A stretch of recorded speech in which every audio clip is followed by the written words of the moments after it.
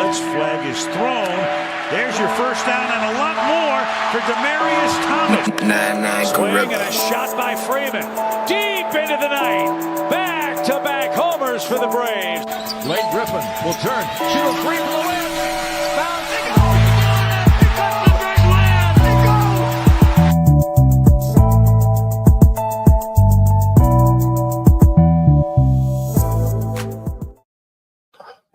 All right. Good evening. It's Friday night. You know what that means? It's time for the number one sports podcast in the world. It's time for sports for you. On YouTube, I'm John. That's Mark. We are live on your TV screens, on your mobile devices, on your laptops, your desktops on this Freaky Friday. So make sure y'all join the comments, get like, share, let everybody know who's on your screen right now. That is sports for you. Of course, you can hit that subscribe on YouTube. As Max Muncy just went yard. Watching the Dodgers Phillies game. I was playing it in the second. It's 13th home run for number 13. Hit that subscribe button on YouTube. Like us on Facebook. Follow us on X, Instagram, TikTok. At Sports For You Podcast. Of course, follow me at John Watson 0984 on X, Instagram, and TikTok.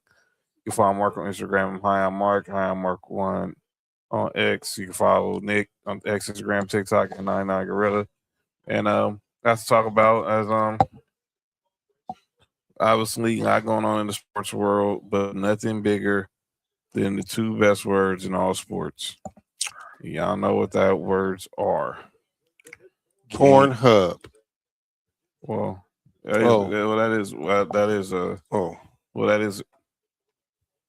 is the two best words in that sport. But these words, Game 7. It is official. We are going to have a Game 7 in the Western Conference Finals between the San Antonio Spurs and the reigning NBA champion Oklahoma City Thunder tomorrow night in OKC. You can watch the game on NBC and Peacock tomorrow as we will crown a Western Conference champion. Will the Thunder get back to the finals for the second straight year, or will we have a new Western Conference champion, which would mean also for the 8th straight year, we will have a new NBA champion since the Thunder were eliminated.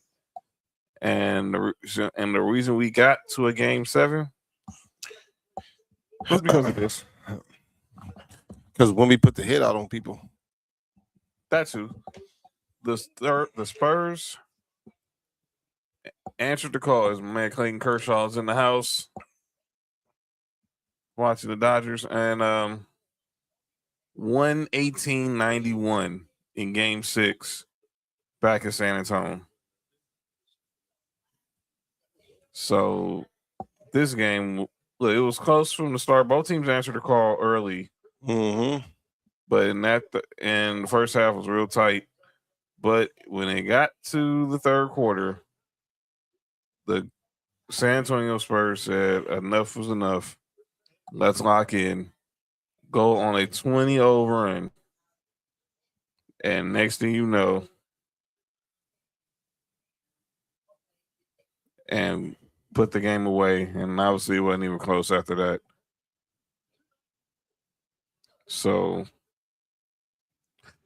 now we're on to a Game 7. Mark, I called this. I figured this series was going to go 7 games. You did. You said that. And now it's going to happen. What the heck happened to the Thunder last night? Man, I don't know. I was so confident that the Thunder was going to close out the series last night. Especially in Game 5. After Game 5, it looked like San Antonio was just defeated. We seen when we put the hit out on players. Like, it just seemed like they was defeated at that moment. San Antonio proved me wrong, man. So hopefully we have a good Game 7. And like you was talking about it earlier, before the show started. Outside of Game 1, all these games have been one-sided. I mean, Game 2 is a little bit closer. But from Games 3 through 6, it's all been pretty much one. It's been pretty much a game. It's pretty much one-sided. What's going on, Abby? one-sided affairs. So nobody has had, What? Go ahead. I'm sorry. I didn't mean to cut you off. I just want you to see that this is calling out names. All right. Okay. That's noted. But yeah, it's been one-sided. This series has been one-sided. Each game from games 3, 4, 5, and 6, and now tomorrow night, game 7, back in OKC. Question is, what are we expecting? What do you expect tomorrow night in this game 7? I expect the game to be called tight. I expect it to be a close game. I expect it to be I hope it's an entertaining game, man. But I do have OKC pulling it out. I agree. I got okay. Look, I said from the beginning OKC in 7, so I'm gonna stick with that. But man, the thought of seeing Wemby play 2 games in the Garden, that is something that I wouldn't be against. Mm-hmm. But the question is, can they get there? And we're gonna find out tomorrow night. This is the biggest game in Wemby's career of all these young Spurs. Stephon Castle, Vassell, all these guys, most of them. This is the biggest game of their career. So, and the Thunder have been down this road before, and now they're back in the same situation again. Oh, they're showing the current odds for the NL Cy Young. Christopher Sanchez of the Phillies and Spurs, but Shohei Ohtani and both Yamamoto are up there. Invix said, when I saw it on OKC, I immediately searched up if Game 7 was is an OKC. Nah, it ain't. Nah, they're gonna get a lot of favorable calls. Wake up. What's up, broadcast major? But yeah, you got to expect that when you play a Game 7 in somebody's home court, you got to expect that they'll get some of the favorable calls. So they're just on the road. That's why I think anytime somebody win a Game 7 on the road is really, really impressive, dog. It is. We saw the Warriors do it recently in 2018.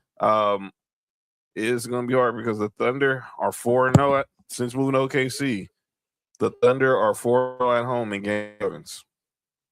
So can they continue to be 5-0? That's going to be the question. But I expect this game to be called real tight because obviously OKC is going to have the home court advantage. So I expect they'll get a lot more favorable whistles than the Spurs. But we'll see how things go tomorrow. But let's only stick with that topic. And then I said we're gonna go back and forth with the series, but if I just switch the topic right quick. I want to go over to a couple of college football notes, and then we'll get back to the NBA, and then got an NFL story I want to get to. What up, Sam? Sam, what up with it, bro? As you know, for the last few weeks, we've been talking about this whole college football playoff situation, and there's been 2 stories that have been dominating college football headlines. This one, and then this story right here. I've been following the story. Brendan Sorsby, the starting quarterback at Texas Tech.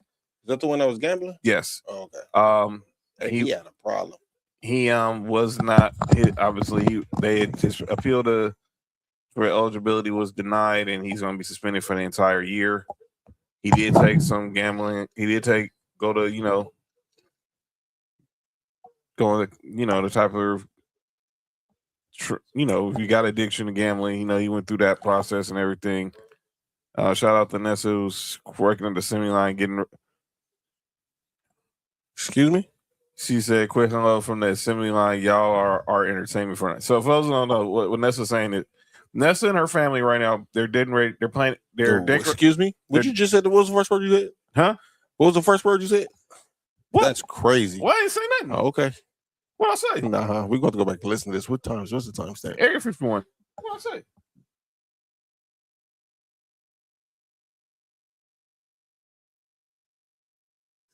Okay. At least. Okay. Here's the deal. Nessa and her family are helping plan her sister's baby shower tomorrow.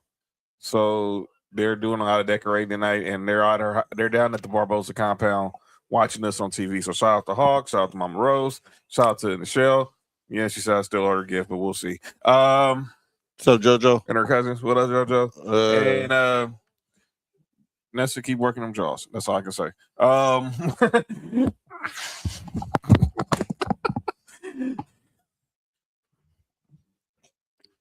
on it with the family watching. Hey, are you good? Oh my God.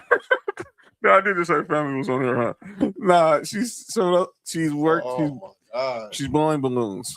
Oh my God. She's blowing balloons. Oh my God. Oh, her family is watching, man. Sorry to the family, everybody. I apologize if anyone did that wrong. John is crazy. John is out of pocket. I mean, she's working her jaws as a sport. She is working her jaws because she's blowing a lot of balloons right now. She's got to use a lot of air to get that helium in the balloons. To get that air in the balloons. What? Family's watching. That's what I'm saying. Oh, my bad. The family is watching, though. My bad, Hawk and Sandra. My bad. See? Okay. I'm just telling you. Here's the trick. See? Yeah, here's the proof. They know who their daughter. Okay. All right. Well. All right. I for someone who has a little girl, I don't want to think that, but okay. But back to this story. So Brandon Stories, he did go through the 35-day class. Obviously, going through all the, to try to go gambling addiction. But he's on. Not his eligibility is gone.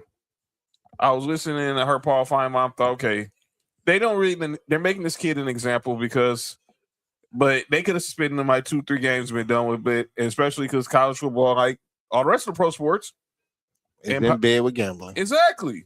Mm-hmm. So they're making this kid an example because he's the first kid that got caught. But let's be clear. If y'all think Brandon Sorsby's the only kid that was betting on games, y'all got a whole another thing. Y'all are really delusional. Go ahead, Mark. Yeah, I don't like them in his career, man. At the end of the day, man, yeah, he was gambling. I'm not even sure to the extent if he was gambling on his own games. I'm not sure. They said this happened when he was when he was playing at Indiana. I remember, but was he gambling on his? Yes, they did say. Okay, then that kind of is different. Gracias. That's kind of different if he was gambling on his own games. But I did read some of the things where he was like gambling like women's lacrosse or some shit like that. Like he was on Jordan level style as gambling. Uh-huh. They don't know about that. I mean, but you got to think about it. Jordan only got suspended for 2 years. You good? Oh man. Boy, wait till the summer. Well, this is gonna be one interesting summer. The shows this summer are gonna be very interesting. I just think that, man, if he was gambling in his own games, then that kind of goes different in my perspective. Wait, was he playing the games he was gambling in? No. Then that's different. Again, I think, and maybe I'm wrong for thinking this, John. I'm trying to filter my thoughts out as we process this right now. Go ahead. If you're gambling on your own games, to me is one thing. Mm-hmm. But if you're gambling on games and you're not affecting the game, no, he was a backup. Then I think that kind of goes into, even though you have inside sources on what players is playing, you know what I'm saying? Like you have inside sources, so that's still kind of right. I think the suspension should have been longer. But it's different to me if he was the actual starting quarterback and then betting on the games, because now it's kind of like you fixing it. You know what I'm saying? Yeah, he's a point that's different to me. So I still think he should have been suspended. If he wasn't playing, I still think he should have been suspended, been able to come back. And at that point, you allow it to the university, right? If they want to. I think that's what I'm just thinking right now. This is my first time like really thinking about this. Yeah, he's not. Yeah, he wasn't. He was not playing when these games was happening. He was betting on these games in Indiana. But like I said, I had no problem with them suspending him. I made a whole year. I think that's a little bit of a stretch, but I get it. He has to be the first. He has to be the first person that they You have to make an example out of. Exactly. So and I hate to be the one to bring race into it, but it's good for them that it was a white American quarterback. Yeah. Because can you imagine if it was this was like Cam Ward or somebody? Yes. My God, dude. Yeah. This was like Caleb Williams or something. Yeah. All right. I'm glad you understand what I'm putting down. I know exactly what you're saying. If a black QB did this in college, man, he'd be crucified. His career would be over. They would. But that's what I'm saying. I'm not happy that he's losing his eligibility. I'm happy that whatever outcome is, they did it this tough, and it was for him. Right. Because if it was for a black person, then there would have been a whole lot of. It'd have been a different argument about that. We wouldn't have been talking about the betting. We've been talking about the, what I'm saying, the racist part of it. That's what I'm saying. I'm glad that happened. And all other college players, man, they should be assigned to you, man. Stop doing it if you're doing it. Yeah. Take notes, boys and girls. Yeah. The NCAA, as stupid as they are watching. Yeah. And that's gone. If y'all got an NIL deal, man, just hit me up. I'll bet the bets in for y'all. Exactly. What? Otani just hit another home run for Otani. Dodgers are up 3-0 right now on the Phillies. Yeah, get the Phillies fuck up out of here. Yeah, I mean, yeah. But another topic, and I'm glad you're here. For those who don't know, Mark, and our shout out to Cody, he'll be back on Tuesday.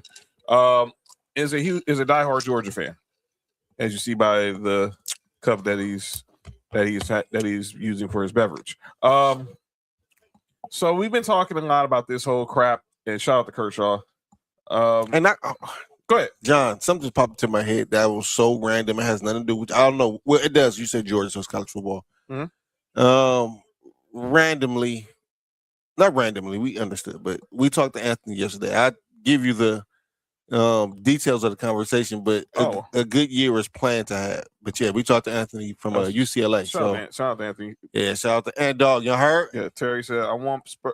I think. Look, Terry. That's not out the realm of possibility if the Spurs go in there and take care of business, but they're going to have to fight a battle because they're not just fighting the Thunder. They got to deal with the refs tomorrow as well. There going to be a lot of favorable whistles going towards the home team tomorrow. Just believe that. And if the Knicks want to win a championship, they're praying that Spurs win. Yes.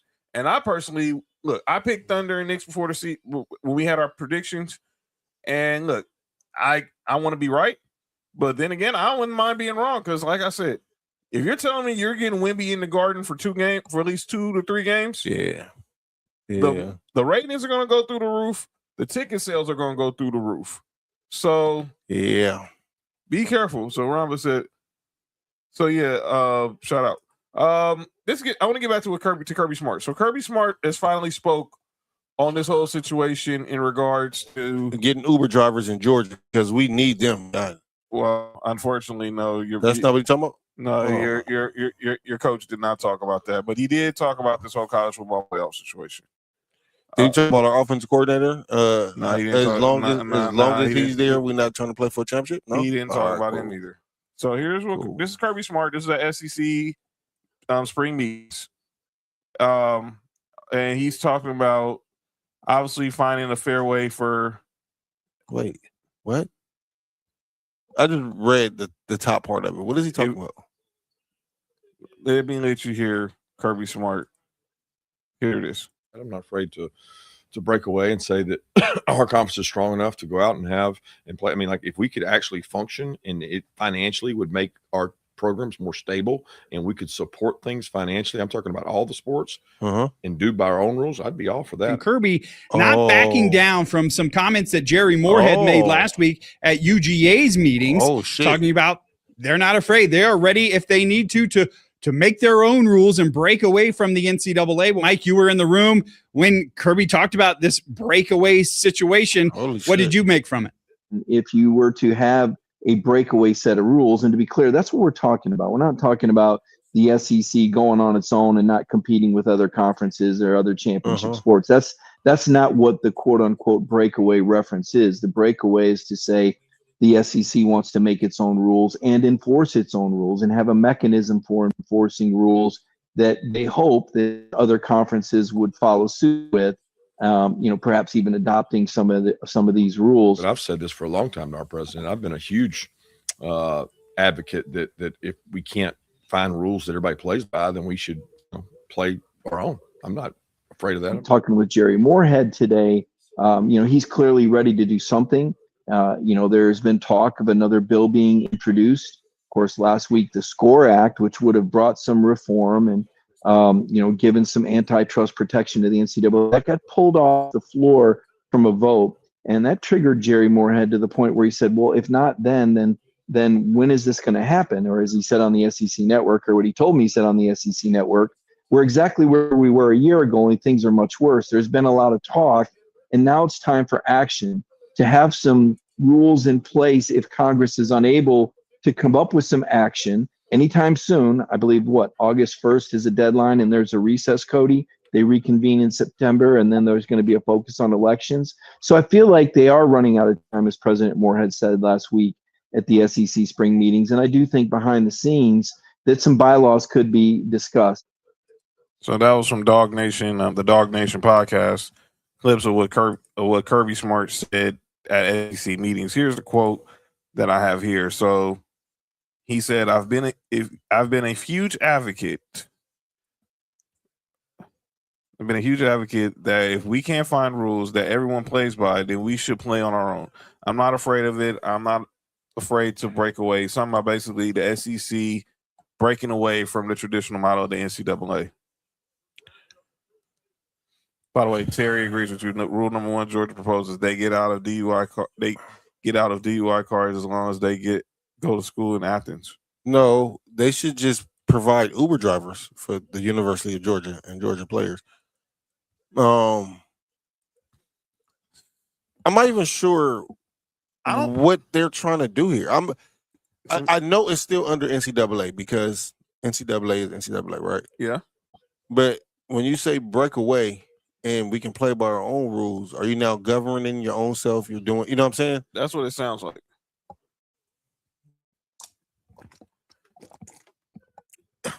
To me, that's what it sounds. It sounds like they want to try to, basically have their own governing body. They dictate their own rules and everything. What the heck was that?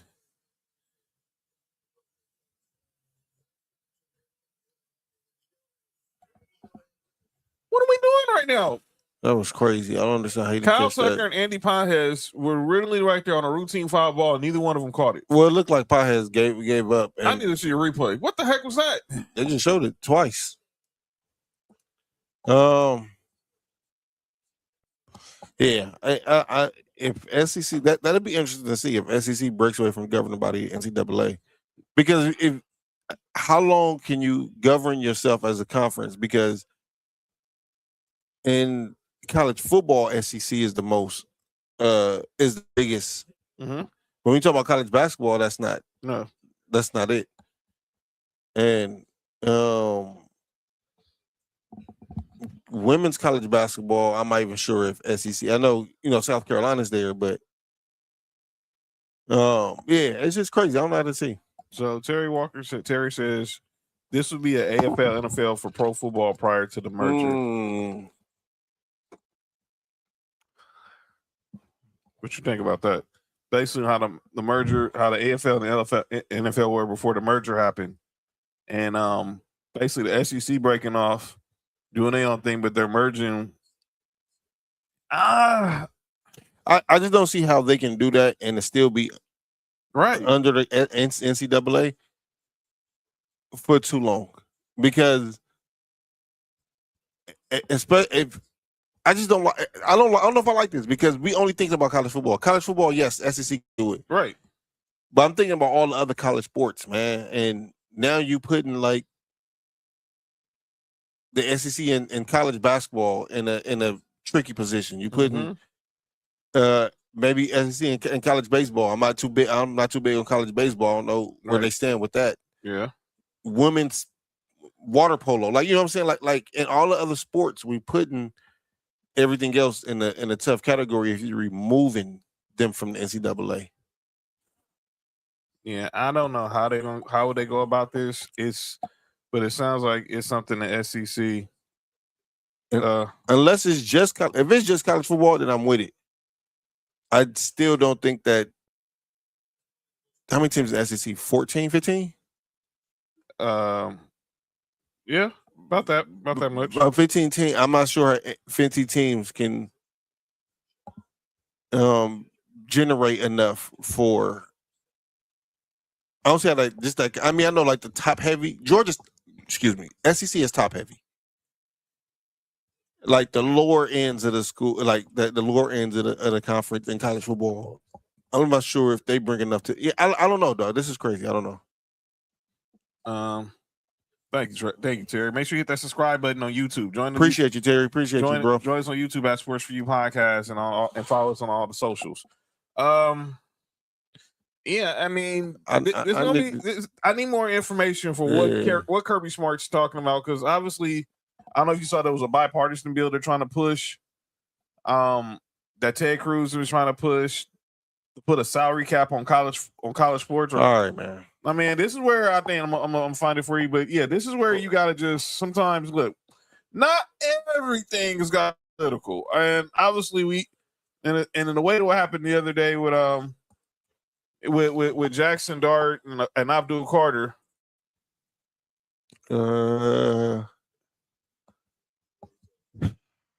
Putting a salary cap on, and we're gonna talk more about that because there's another sport trying to put a cap on sports, and yeah, that didn't work. So that's not looking. Putting a salary cap on the NCAA on. Again, dog. For me, it has to be. I want to just. It has to be just college football, right? Because it's not enough money generated from other sports to. So I just found from Chris Vanini from The Athletic. I'm going to read you this is what this bill that Ted Cruz is trying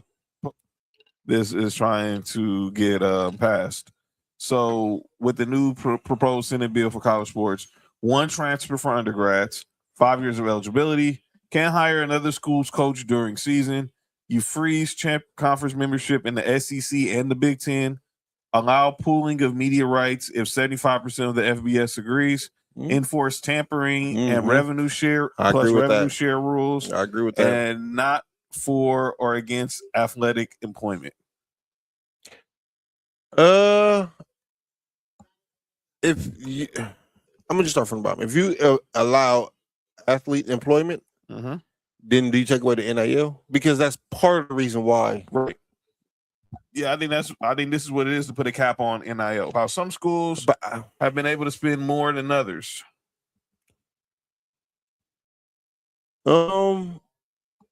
Again, is this solely for only college football? This is what I'm getting the feel I'm getting is this has nothing to do with college basketball. This has nothing to do with college baseball, gymnastics, track and field. I'm just saying, and we beat college basketball here.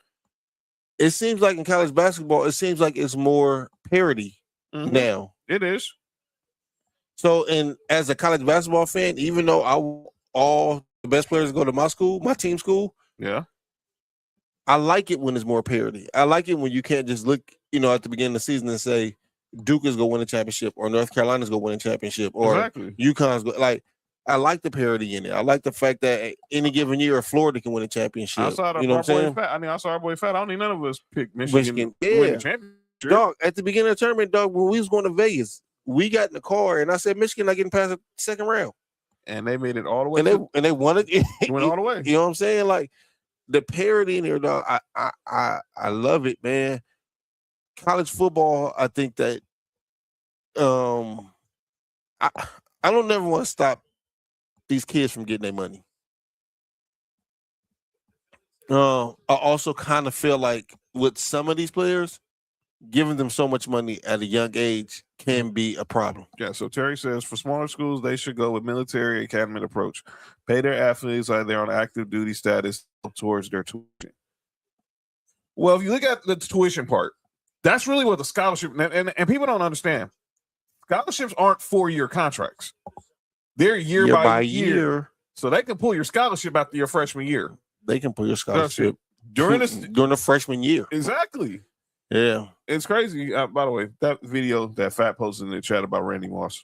Oh, I didn't even watch it. I gotta watch it. But yeah, that should put Bobby Bowden on calling out names. Yeah, you look like a fool. Oh, hey, shut up. Hey, Fat, man, salute to you, man. No. It ain't even about Michigan, but salute to you, fam. You got a good one there. Told you niggas know I beat Michigan. Yeah, but you and other Michigan fans probably the only ones who felt that. Yeah. But that's the part we talking about. That's why I say I love the parody in it. Right. You know what I'm saying? Like I think that's dope. And I think it's getting back to you need good coaching in college basketball now. Yep. You need good a good coaching staff. You need, you just need more than just I can go get the top 5 players and they leave at their freshman year. I agree. Nah, dog, you need good coaching now, I think. And that's the reason why I think Michigan was above everybody else at the, when we're looking back at it. I totally agree. So yeah, I wanted to talk about that. And then I was just talking about it right now. We just talking about cap situations. So there's been these rumors and possible talk about MLB possibly having a lockout strikes for the first time since '94. And now we're starting to see how this situation is starting to boil over. So the other day, the MLB made their first proposal for a $245 million salary cap with a salary floor of $171 million. So basically, teams got to spend a minimum. You have to pay $171 million. 171, yeah. But you can't go over 245. I don't like the can't go over. Yeah, that's where we're gonna. I don't like that. Bob Manfred, that's where he's losing me there. I don't like that, man. I don't like salary caps, period. Right, but I understand why they're in play. I agree. I do like the floor because there are certain teams who's trying to lose on purpose. Yeah. Oh, we're gonna talk about that too. Yeah. We gotta talk about that news in the NBA yesterday. Yeah. There's gotta go for now. Yeah. Terry, Tuesday and Fridays. Every Tuesday and Friday on YouTube and X. So make sure you hit subscribe and follow us on Instagram, X, TikTok. We have a show that's being born from this show. So yes, Pete. It's coming soon. So Terry, man, keep on lookout, man. We appreciate you. Appreciate you, Terry. Welcome to the comment section. Bobby Bell. Hey, Fat. You saw the video in the chat, dog. He put it in it. Pause. That was hey. Hey, Fat. You posted the video in the chat about that Danny Cannell. What Danny Cannell said. He should be on calling our names for that. Oh, I'm not gonna play Randy Moss because I promised I was redshirting. Nah, please.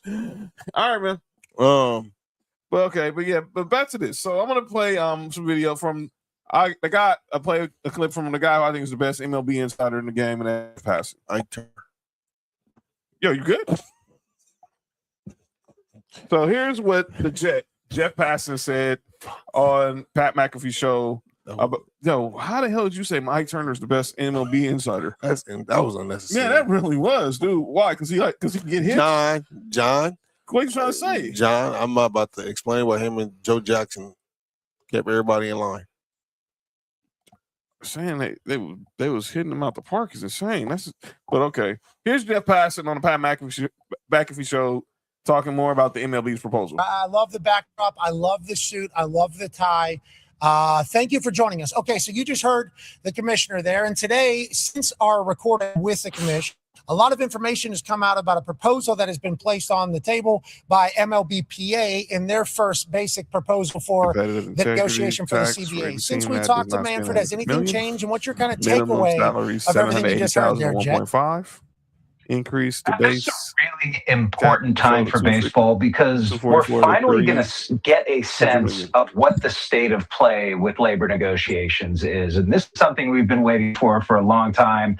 The MLBPA came today with its proposal, and a lot of the things in there were not surprising. They want players to get paid more money. That's obviously a starting point for every negotiation when it comes to a union. But there were a few interesting elements in there, the competitive integrity tax, which essentially would be a floor for teams to spend above. And if they don't, they get penalized in the same way that if you spend above the competitive balance tax, you get penalized for that. You see the increased minimums there, almost doubling the minimum salary and increasing the competitive balance tax from $244 million base threshold to $300 million.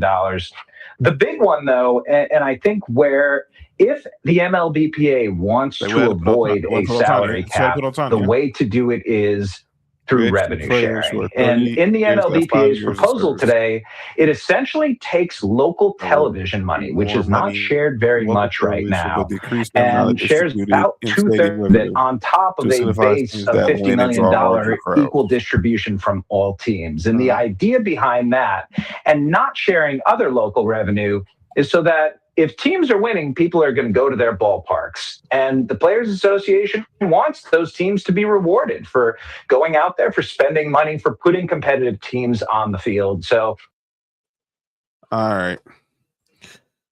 So we knew this was coming. I don't like the idea of putting a salary cap on telling the team how much they can spend, especially in baseball when you just and I'm gonna be clear, I'm gonna be selfish, and y'all can call me what you want. Call me a homer. This rule is to stop teams like the Dodgers. I'm gonna say it, but dog, every team can do it. John, you know how I've been, and John, you know I'm not a Dodger fan, right? Every team can do it. There's no salary cap. They're not telling you. I do think that should have been a salary floor for years because teams spending like $17 million in for a whole payroll is just insane to me. Yeah, I don't like that. But you're telling me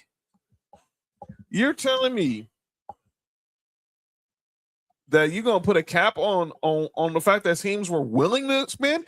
Why do y'all care if the Dodgers paid Shohei Ohtani $700 million? Why do y'all care if the Mets paid Juan Soto over $700 million? Dog, y'all can do it too. It's your choice. Dog, my problem is this when it comes to this is when the Mets did it with Bobby Bonilla, nobody had a problem. And they're still paying for that. But nobody had a problem because they wasn't winning. And this gets to my point of what's been happening the last 3 years. I'm going to stop at 3 years. I'll tell you why after the show. I'm going to take off air, John. Okay. The last 3 years is people hate winners. People hate when the same people is winning. People hate when the same person is winning.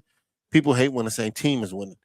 So at that point, instead of figuring out what they did to put themselves in position to win and do the same, you'd rather try to change rules to allow everybody else to do it. Nah, that to me, that's not cool, man. Like everybody has a chance to do the same thing the Dodgers doing. Every team in baseball can do it. I'm a Braves fan. The Braves can do the same thing. I know Guardians fan. They can do the same thing, dog. Every team have a chance to do the same thing. It's just if you want to do it or not. I don't understand what the problem is. I understand what the salary floor cap because I'm not big on tanking. I'm not big on trying to lose on purpose. And that's what a lot of these teams is doing. Basically. And especially when your owner is making billions of dollars. What up, Candace? When owners is making billions of dollars by only shelling out, like you said, 25 million or 50 million, but you making $4 or $5 billion a year. You know what I'm saying? Like you're just using it to pocket money. I'm not a fan of that. I'm not either. And I want to keep the conversation with ownership. Now, personally, I think we are heading for a lockout or a strike after this season because players are not going to agree to a lockout, but agree to a salary cap, especially when you got players like Paul Skeens who haven't gotten paid yet, who about to be a Dodger, Tarek Skubal, who should be a Brave, Bobby Witt Jr. I like Bobby Witt. He a good player. Those guys who are hopefully might be in near the $1 billion range if the price of the brick, as my man JT said, keep going up. But I want to keep it on the ownership conversation. So Mark Cuban was on a podcast recently. Shout out to Mark Cuban. And he talked about, and he made a compare and contrast to owners when he was owning teams, when he owned the Mavericks, to how some of these modern day owners are now And I want to get your thoughts on this. He was talking to Front Office Sports. The full interview is available on YouTube, but this is what he said comparing the owners of today to the owners of yesteryear. Yeah, it's totally different. I remember when I came in and I was the young guy and all the old school owners just hated my ass. There was one guy, the guy who owned the Pistons, I think it was. I had gotten fined already a couple of times. I hadn't even owned the team 6 months. I stood up at the board meeting and he was, shut your motherfucking ass up until you have done something in this league. And then I started to respond to him and I called him by the wrong name and David Stern had to step in. It was just a different vibe. And then as those guys got out, then people came in, they were more like me. They loved the game. They played some. They were more vocal, more connected to the players. Now it's PE guys and it's run much more like a business than as a passion. And that doesn't apply to everybody. There are certainly exceptions. It just changed completely. I sold at the end of 23, but I literally had written an email to Adam Silver in October of 22 saying this is what I'm going to do and gave him these exact reasons. Yeah, it's totally different. I remember when I came in and I was So when he says PE, he's talking about private equities. He thinks obviously not physical education, everybody. Yeah, not players edition for those of y'all who like sneakers. Or porn edition. Or for me. Players exit. Or pussy's excellent. Wait, John, keep going with the show. He's talking about hedge fund guys, not hedge fund guys. Yeah, because the head and pussy. Yeah. Sometimes hedge fund billionaires. Like who there's not many people like Mark Cuban made his money in through some website called broadcast.com or something. Obviously, they met the Lakers with Dr. Buzz. They were a mom and pop organization. But I do think some of these private equity owners, hedge fund guys, do have the same passion as he did or Dr. Buzz. I look at Steve Ballmer. I mean, Ballmer has like all the money in the freaking world. And he sweats more than Kawhi Leonard sometimes. And I think about what obviously the guy he sold the team to, Patrick Dumont. He's JoJo, relax.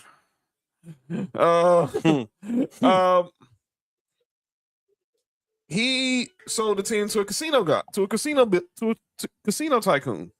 Get the Fertitas. They were running the UFC. There are a lot of these hedge fund guys. They do have a passion for the business. For use, okay, all right, JoJo. I see what you on there. I see what you on today. But Vanessa's gonna be here now. She wants to just start controversy. But okay. Oh, JoJo? Yeah, because obviously. Sort of controversy today. But here's the deal. And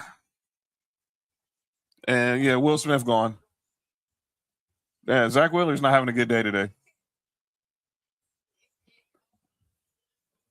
Will Smith. Ain't that right, Will Smith?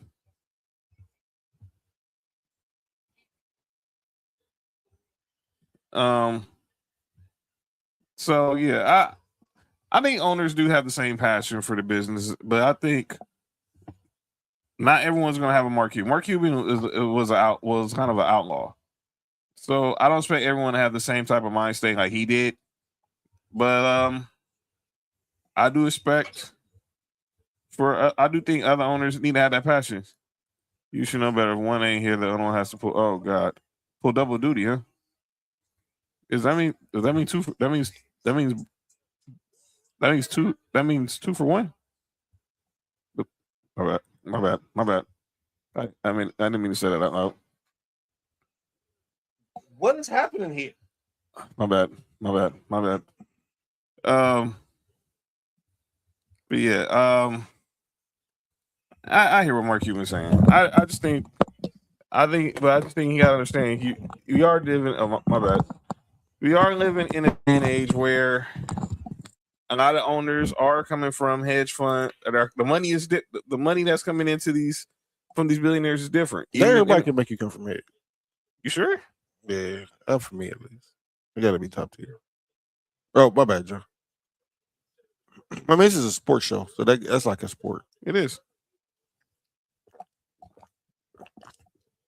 So Just that's that topic. Let's get back to and let's go to the NFL. Then we're gonna get over back to the NBA to talk more about Game 7, and then we got calling out names. The Eagles, boy, they're just the gift that just keeps on giving. You know that? Them between them and their fans. Yeah, they're the gift that keeps on giving. So obviously June 1st will be Monday, which means we could possibly he'll be on New England by that day. See AJ Brown probably in a new uniform. So I have two clips of audio from two of his teammates, current teammates still, and his quarterback Jalen Hurts. 2 clips. Yo, you good? And Saquon Barkley. Saquon Barkley spoke on the situation, but I want to play what he said because obviously the more important audio is from Jalen Hurts. So here's Saquon Barkley talking about possibility of them not having AJ Brown getting traded before the season starts. I don't think we really addressed it. It's football. It's a National Football League. I think if you have me, it's gonna be a hard time for me to say anything bad about AJ Brown. I'm a big fan of AJ Brown. One of my really good friends. One of my favorite teammates I've ever been around. Just respect him as a man. But this is the business. It's NFL. If I'm not here, if Jalen's not here, if whoever's not here, the show goes on. And that's how the NFL operates. So you don't really address it. It's not really anything to be addressed. You just go about your work and keep getting better. And whatever happens, it's above my pay grade. And I'm just focused on being the best player that I can be. I don't think we really addressed it. That's my favorite 2 words, especially when I'm at work. What? Above 3 words. Above my pay grade. It is. So, I say that to everything, even when things are below my pay grade. Right. But his quarterback spoke. Oh shit. Here's what Jalen Hurts had to say about his current teammate. He got some tequila in that cup. Who knows? AJ's trade, how would that affect the offense? How would that affect you?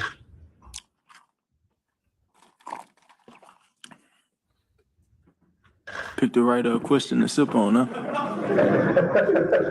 I think for us, we're focused on learning the offense. It really doesn't change in terms of our approach to improve. There's an if. Obviously been a lingering thing, but nothing can replace all the greatness that we achieved together. Jalen, a lot you made of your relationship with AJ in regards to this trade. Where are you two at, I guess? I know friendship is complicated. Yeah, nothing's changed since we last spoke. At the end of the season, we're really good, and I saw how beautiful the pictures came out at his wedding. I'm very happy for him and his wife and his family, and it's a beautiful thing to step into covenant. So I was very excited and congratulatory towards that. AJ's trade, how would that affect the offense? How would that affect you?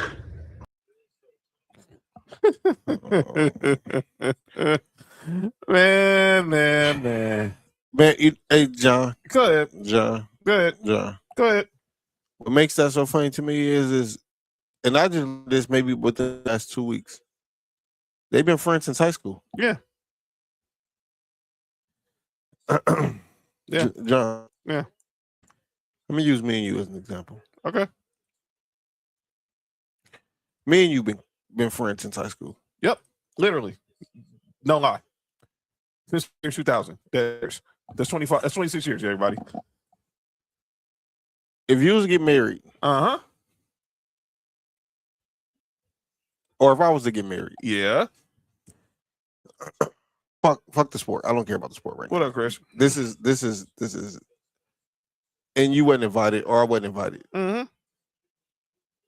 There's some kind of issue there, right? Yes. Okay. And that's why it was brought up that Jalen Hurts didn't show up to AJ Brown's engagement party, his engagement situation. So clearly, and I think the word was that Jalen Hurts was at the Met Gala. If I'm not mistaken, the story rumor was AJ Brown invited him to his engagement to his now wife, but Jalen Hurts chose to go to the Met Gala.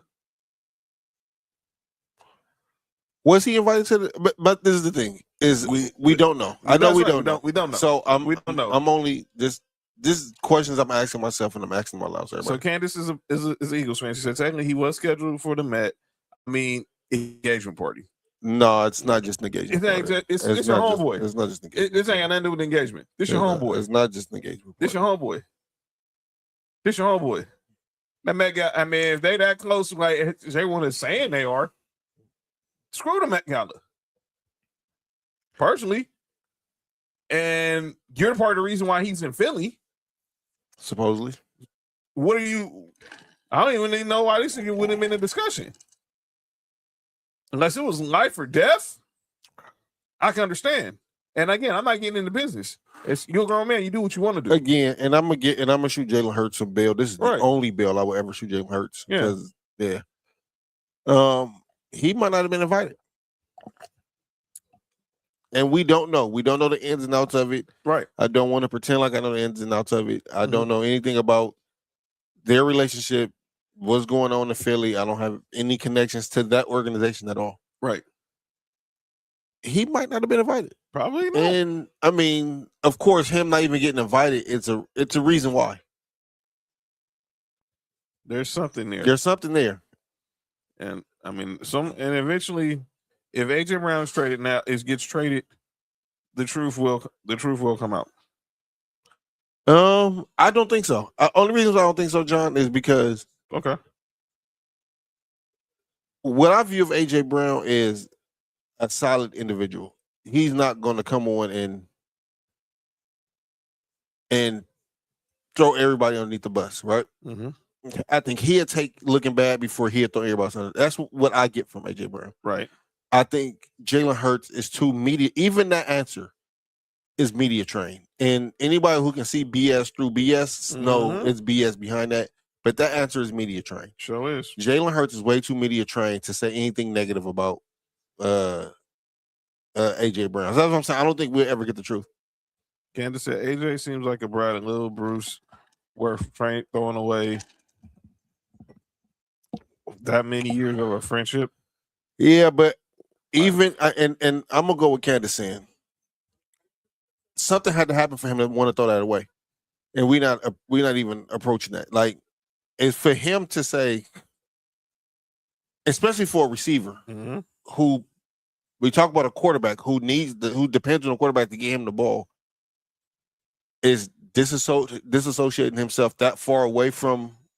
And something had to happen. Something had to happen. I don't think AJ Brown just woke up and said on some BS and said, "Hey, F Jalen Hurts." Right. You know what I'm saying? Something had to happen. Whether we agree with it or not, something had to happen. AJ Brown has to feel a certain type of way that something happened. Something. Yeah. I'm not about to just, And him not, if he didn't invite him, could just be the reaction to whatever happened. And we'll hopefully we'll see what happens in the future with the Eagles. But the rumors are that the Patriots are going to try and are likely to trade for AJ Brown after June 1st because the coach told that lady everybody. All right, we're not getting in that situation. That story is starting to annoy you. I mean, I thought that story was dead, but I guess not. But June 1st, the deck money on his contract would officially be. It reminds me of the whole Shaq and it don't remind me this at all. It does not. It don't remind me this at all. Because Shaq and Kobe at one time grew up together. Kobe wanted to be the man. Shaq can handle it. I don't think this has nothing to do with this. I think. Go ahead. I think AJ and Jalen at one point was real friends. Yes. I think Shaq and Kobe was coworkers. Coworkers at the best. Really good coworkers. That's it. That's all. It's two different things when you talk about we have a friendship versus this is just my coworker. It's two totally different things. I 100% agree, and I think that's exactly what it was. But let's get back to the NBA finals. I mean, or conference finals, as we should say. So, like I said, we're getting ready for Game 7 tomorrow night with the Thunder and the Spurs. Let's see who will face the New York Knicks in the NBA Finals. The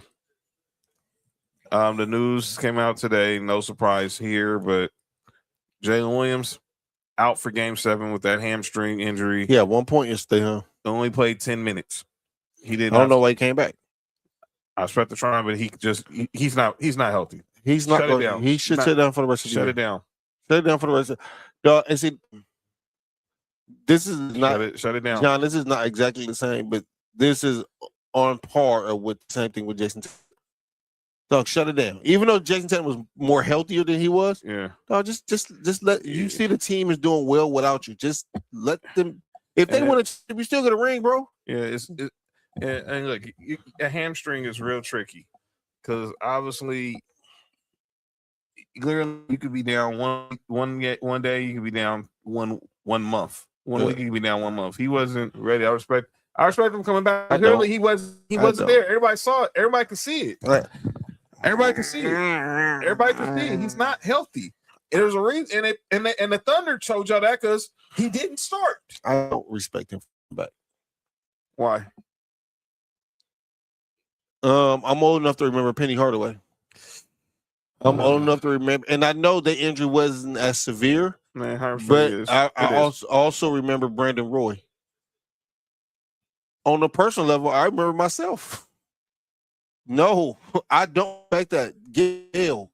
Damn trying to come back. Damn trying to please the fans. The fans ain't doing nothing for you but either go talk good about you or talk bad about you. Yeah. They not doing nothing else. Dog, get healthy, man. These fans, honestly, man, these fans and how they feel about you don't mean shit in the long run.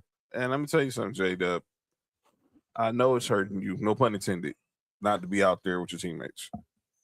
But everyone knows what you're capable of when you're healthy. And he's been injured all year. This isn't just happening because of the playoffs. He missed the start of the season with the one hamstring. He missed starts. He had surgery on the broken thumb, and then the hamstring injury happened, and he never got right. But that's just because it's trying to come back too soon, man. And hamstrings are really tricky, like you said earlier, John. Mm-hmm. You be out 1 week, and then 1 week can turn to 1 month, dog. And you might think that you, because as a competitor, you want to come back. Mm-hmm. But dog, do you know your right hamstring will be hurting, and then without you knowing, your body is overcompensating, right? And now you start to get a calf injury that leads to Achilles. Dog, that's all that should happen. Man, come back when you 100%, man. Like, dog, it's too many great players that had bad injuries and never was able to, recover from that, man. I agree. I want, before we get to more on the Thunder and the Spurs, I want to play something. So we've been talking about Giannis also, what his future is going to be. We talked about if they don't get past the Spurs, could they OKC make a run for him? Well, there's been these rumors that's been circulating the last couple of weeks that the Cavs can make a run at Giannis, and then they also can make a run at LeBron James. Wait, what? So Brandon Scoop B Robinson, who's a NBA Twitter guy, home run, and the Phillies officially are on the board now. Kyle Schwarber, 22nd home run. He's good, man. Yeah, play for the Phillies. Yeah, but he's hearing that obviously the Cavs might try to make a run at Giannis, and obviously the center of that trade would be Evan Mobley. Now, there's been reports Mark Stein, Jake Fisher has saying that the Cavs are not planning on putting Evan Mobley in any Giannis trades. I want to play you from Tom Haberstroh, who's worked for ESPN, worked for the Portland Trailblazers. He's now at Yahoo Sports. Go ahead. Evan Mobley, start packing. This is what he had to say, how he thinks the Cavs could get both Giannis and LeBron James in Cleveland this summer.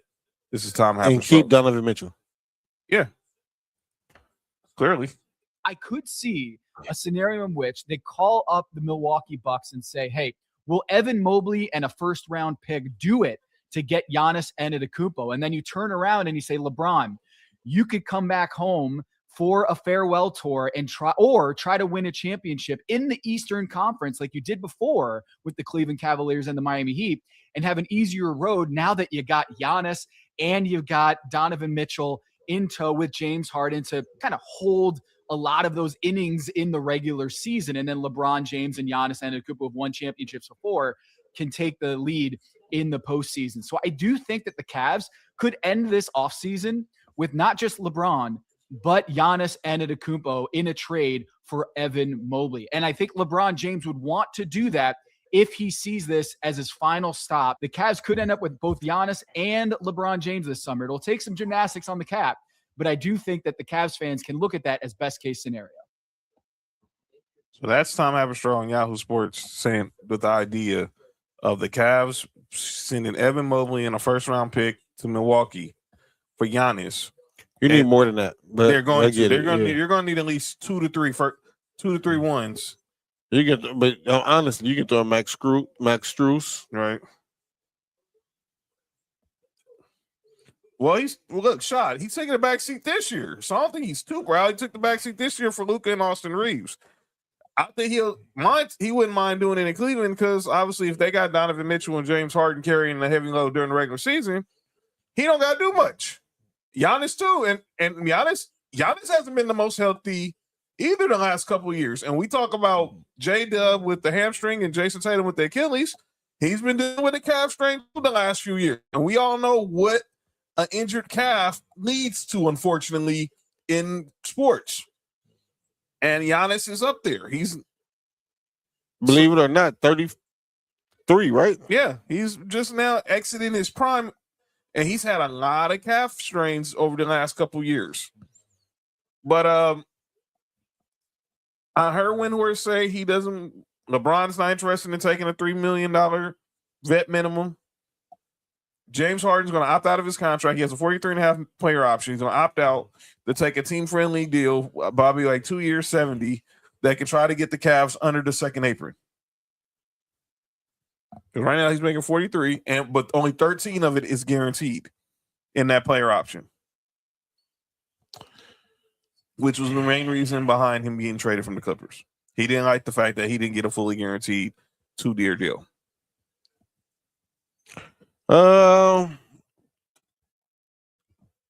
It's a lot for the Cavs. Mm-hmm. What? Oh, I was hearing somebody argue about LeBron should take a mid-level. I mean, the veteran minimum. Everyone's saying it, but look. But why? Here's the deal. I heard David McMenamin say it.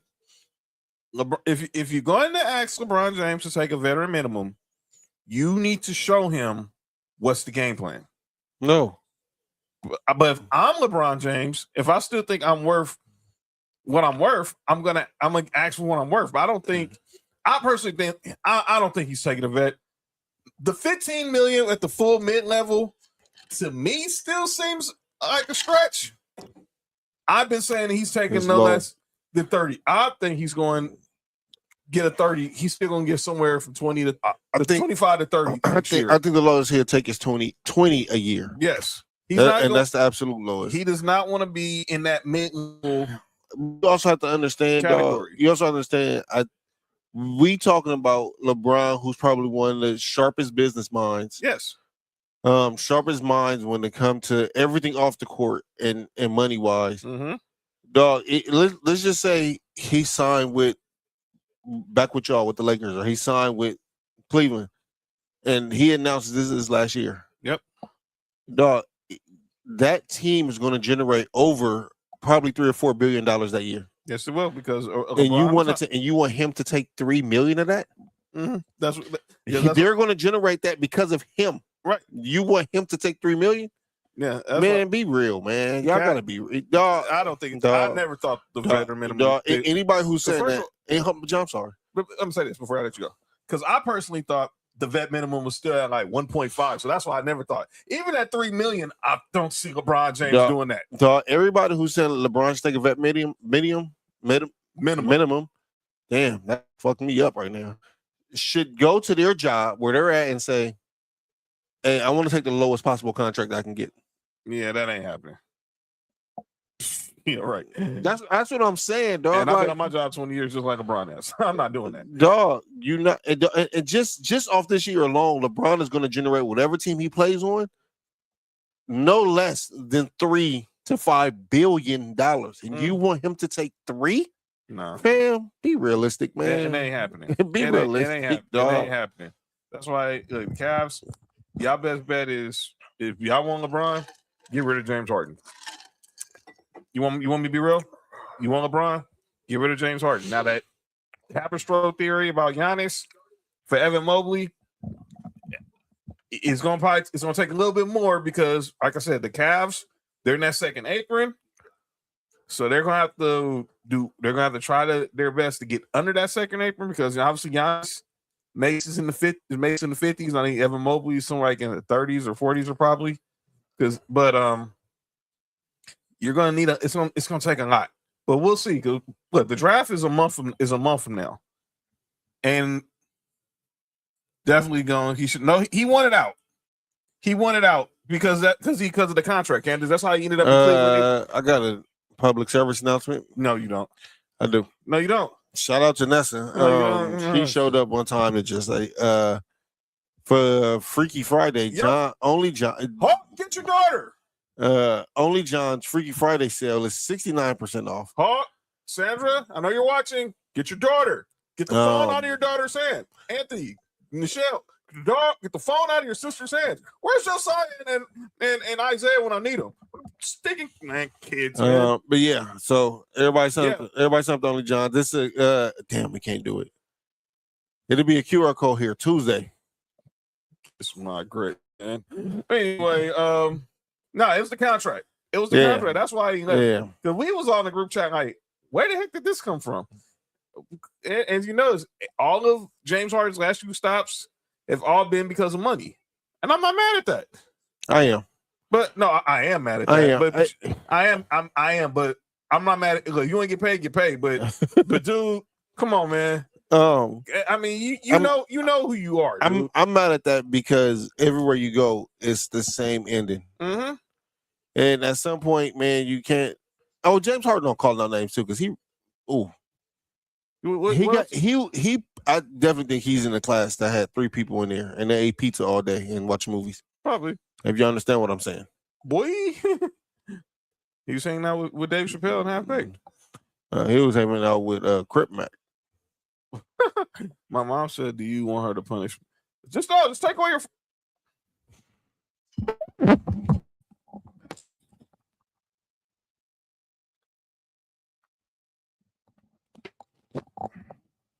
Just take away her phone. Nessa mom can do whatever she want to do. Yes, she can. Take away her phone. Just take away her phone. Take away her phone. All right, John. All right, back to the topic. Oh, we gotta get to this topic before we get back to the finals. Oh yeah, James Harden definitely don't call no names. Remind me. Just say James Harden. I remember that. Got you. He full blown idiot. So maybe a resolution has finally happened, and the NBA has finally found a way to eliminate tanking. So yesterday, the Board of Governors announced their new policy for tanking, their 3-2-1 lottery. So here's the deal.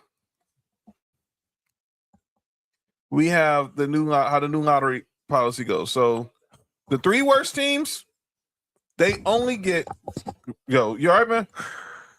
Dog, John, you finish. I'm gonna tell you what I thought I read on that screen. I was about to say, dog, that's harsh, but go ahead. Okay. 3 worst teams will not have the highest odds of getting the lottery. They only have instead of getting 3 ping pong balls, they go down to 2.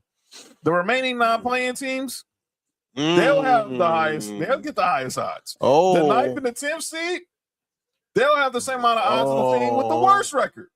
And the losers of the playing tournament, the losers of the 7-8 game in the playing tournament, they have only 1 ping pong ball. So look here. Drawing is all 16 teams. We're gonna now go from 14 to 16. So that's almost half of the league. Pick floors. Relegated teams cannot receive a pick lower than the 12th pick. So these teams right here that are relegated, they cannot pick no more than 12. Pick protections can't protect picks in the top 12 through 15 in trades. First of all, I think they just need to get rid of pick protections on trades. I get rid of that shit. Yeah, that's really why teams also causes a lot of tanking. Second round, first 16 picks in inverse of the first round, non-lottery teams in inverse by regular season records. Oh, okay. The sunset after the 2029 draft. Vote required to continue or transition to a new system. So this is going to be for the next 2 drafts, 27 and 28. Lead discipline, added ability to reduce teams' lottery odds, modify teams' draft position, and impose significant fines. So this is how it will look. So you look at the 3 worst teams. The 3 worst teams have the same amount of odds as 2 teams as basically that were in the playing tournament. But the teams who are like non-playoff playing teams, they have the highest odds of getting them. Figures assume that no lottery teams are subjected to top 1 or 5 restrictions. And obviously, you cannot pick in the top 5, I think, 2 straight years. I like that. What you think? I think I like that. I need to see how it looks. I like what I'm reading. Put that first picture back up. All right, hold on. Where I thought something else was red. Yo, you good, man? John, I'm not gonna lie, dog. I thought it said that the bottom 3 teams have to relocate. Well, I'm about to say, well, that's pretty much what relegation is. No. You gotta relocate to a different city. Well, I'm about to say, fan, because they got the 3 worst. They got a bottom 3 record. They got to lead a city. That's right there. Yeah. All right. So, I like this as a starting point. Right. Of course, the 3 worst records I don't think they should have the same odds as the 9th and 10th playing seed, because a 9th playing seed could have had the second best player hurt. Mm-hmm. And if they have the same amount of chances to win the number 1 seed, then it's gonna look crazy. You know what I'm saying? Yeah, I know what you're saying. But it's hard to I think get every angle right when it comes to this, for the simple fact of some of them 3 worst records are really just bad teams. I don't think it's teams tanking. Sometimes they really could just be bad teams, and now you're punishing them, you know what I'm saying, the bad teams for whatever reason. For whatever reason they bad. I don't think they bad on purpose. You know what I'm saying? I'm liking, but I like this as the start, as the drawing board. I like this. So this is a good start. So hopefully we'll see where it goes. Robert Wilkins, our lawyer extraordinaire, says that something needed to be done about tanking, but this ain't it. Stopping multiple years of consecutive top 5 picks makes sense, but the worst teams need to be able to draft better players. I agree, but I also feel like we've watched Philadelphia. They're the poster boy for tanking. Sam Hinkie, the process consistently. You know what I'm saying? And then, but at the end of the day, dog, when we look at it, what did it get them? I mean, they did. They was able to draft Joel Embiid, but remember, Joel Embiid missed his first 2 years of his career. Then got hurt the first year he played. But and cool, all that's cool. But what did it get him? Nothing, because they haven't gotten past the second round. They traded. Ben Simmons gone.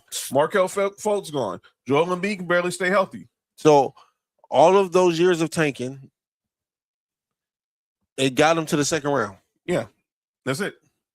Where you have teams that's like I'm gonna say in that same time span of like a Golden State, who just did a good job of going to study these players and drafting. Right. OKC got a bunch of draft picks because of the Clippers. But even then, the draft pick that they use hasn't been fruition enough to. There's not like it. You know what I'm saying? Like, I think it's more of I think we need better recruiting. Honestly, I mean, like we need people from teams that's better at scouting players. Well, speaking of that, I saw that the news. This also hitting a little close to home. The Lakers, they had a bunch of layoffs. They had a dozen layoffs the other day. They just hired, like I said, they just hired a new GM. Did they me off? We're good. But I think this is also the Dodgerification of the Lakers front office and organization. Just like more smart more smart guys in the building. And like I said, you got to have people who know basketball. Like I just saw the news today. The Sixers did hire a new general manager. He was like the Cavs assistant general manager. And he was handpicked by Bob Myers. Me personally, I don't understand how you have Bob Myers there and he's not running your front. It's one other conversation, but I'm gonna shut up. I mean, you got the GM is the one who's actually the one hiring it. But all right, man. I mean, if y'all want to make Bob Myers making the president, and he want to run day to day. Oh, short, fly ball.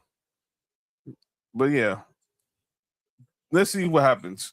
Back to the finals.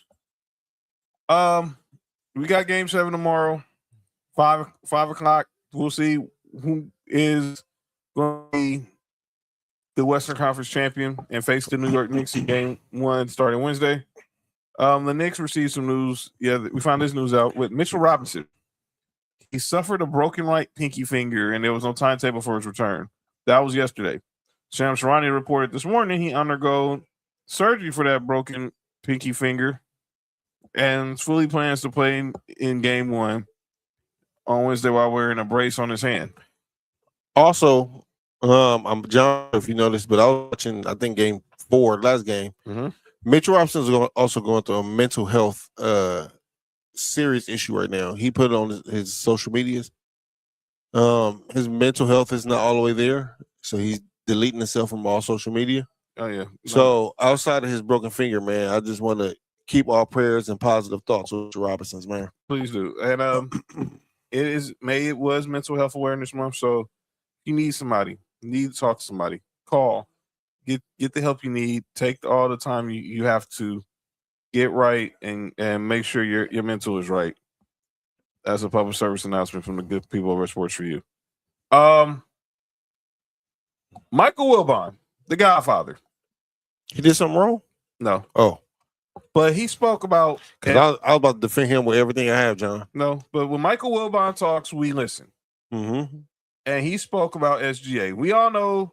Look, we saw that Adam Silver was also on that same McAfee special. That was? Adam Silver was on that same McAfee special, all the commissioners. And obviously he talked about flopping, how flopping is the problem of them convincing the refs to sell. They're selling the call to refs. Teams are teaching these players how to sell. And the refs... I mean, they either gonna make the call or they're not gonna make the call. They also added they're gonna add AI officiating on the side, AI cameras on the sideline to determine out of bounds turnovers on the baseline to keep the referees from having to go through review and all that other crap. Oh, keep the referee from refereeing, basically. Okay, that don't make no sense at all. But but Michael Wilbon, the Godfather, was on Get Up yesterday, and he talked about SGA. Now his son. Just graduated. Shout out to Matthew Wilbon. I graduated from Gonzaga High School in Maryland, which is the same high school as Caleb Williams. And he said that his son grew up an SGA fan, but now he's not because of all these clips you find of him on social media flopping. Michael Wilbon says something that I thought was outrageous, but it is something that we need to take heed to, because when the Godfather talks, y'all better listen. Before this clip start, I want you to know I defend Michael Wilbon 100% of the time. So so here's what the Godfather had to say. Even if he's wrong, he's right in my book about SGA. Just depends on whether they win. Winning covers all this stuff. Yeah. The deodorant that covers all stink is winning. And if Shai Gilgeous-Alexander goes back to back and he's on deck and he enters next season as a two-time champion and two-time MVP, guess what? There'll be kids out in the playground learning how to flop. Oh, no. Listen. We just depends on whether. He said if SGA wins his second straight title, they're going to encourage more kids to learn how to flop. And that made me clear before you go, because I actually didn't disagree with Michael Wilbon. I think he's right. He's always right, but he's really right in this time. He's right. He's not faking right. He's really right. Yeah, yes, years of wisdom. That's why we call him the Godfather, right? That's why we call him the Godfather. He's Southside Chicago's very own right there. Winning is like the ultimate deodorant. Yeah, they were, Rob. That's where I'm going. Flopping didn't just happen with SGA. Did it just happen the last 10 years when they added these anti-flopping rules? Me and Mark were in high school when flopping began. Do I got to remind y'all of a certain guy by the name of Vlade Divac? And what was he flopping? There's some certain quotes of y'all, of everybody's goat flopping too. Don't worry about it. Yeah, man, it's not me. That's going around too. Yeah, don't get it twisted now. Flopping didn't just start with SGA or in the last 10 years. This has been going on since the turn of the millennium. And if you heard what Mark said, they said a certain 6'6" guard from North Carolina did it too in the 90s. Flopping was real, especially when you have the Jordan rules. Flopping was real. So then it just got worse because they don't enforce it. They've got these flopping fines. They're not going to follow. They don't fine them. You actually can call a technical foul on a player for flopping, but they're not going to do that.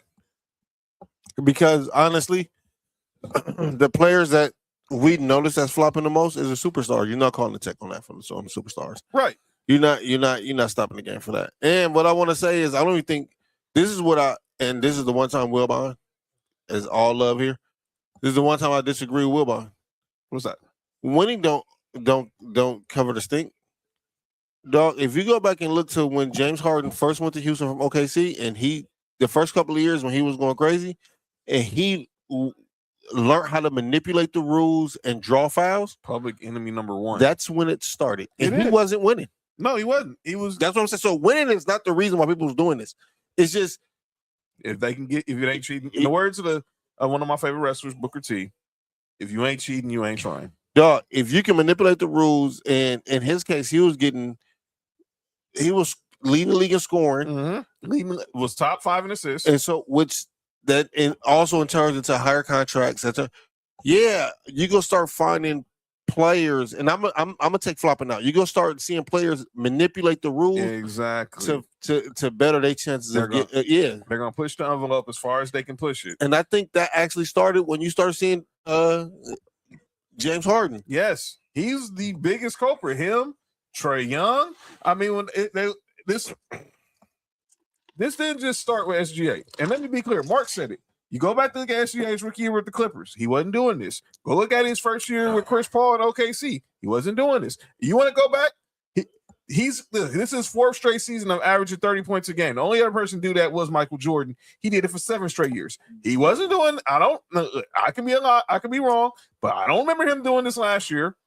Something happened at Mark Daigneault, that coaching staff. They saw something because this didn't just come out of the clear blue of SGA flopping. He probably knew how to sell a call because he plays a lot in the mid range, but then they also saw where there was a way they can manipulate the rules. Can I ask a question here? Go ahead. It's just me playing devil's advocate. Uh-huh. There are clips up there of that GOAT floating around with him flopping, and it's not a lot of clips because he didn't do it often. That's right. But is it because we see now like 23 got stupid superstar calls? Yes. Right? And even though he wasn't flopping, he was getting superstar calls when it might have been out of foul. You might not need to call that foul. He might have got away with it. He was getting superstar calls, right? Mm-hmm. And then we seen 8/24 get superstar calls, right? Right. Is this the newer version of getting superstar calls? Yes. So what's the issue? Officiating. No, I'm saying, but what's the issue? What's the issue with it? Because we watch players get superstar calls when it wasn't a foul, really a foul. They were still getting fouls called for them because they're winning championships. What I just said earlier, when people continuously win a lot, yep, you start to get haters. Yes, we saw this. Look, how much I hate the Chiefs. This is what happens. Well, no, Chiefs, they be doing some bullshit for Chiefs, Sean. I'm telling you, they do. And I'm not saying that's the reason why the Chiefs win. No, I'm not going to do that. I think Mahomes gets a lot of unfavorable calls. That team does. Yes, that team does. But that's not always not the reason why they win. Right.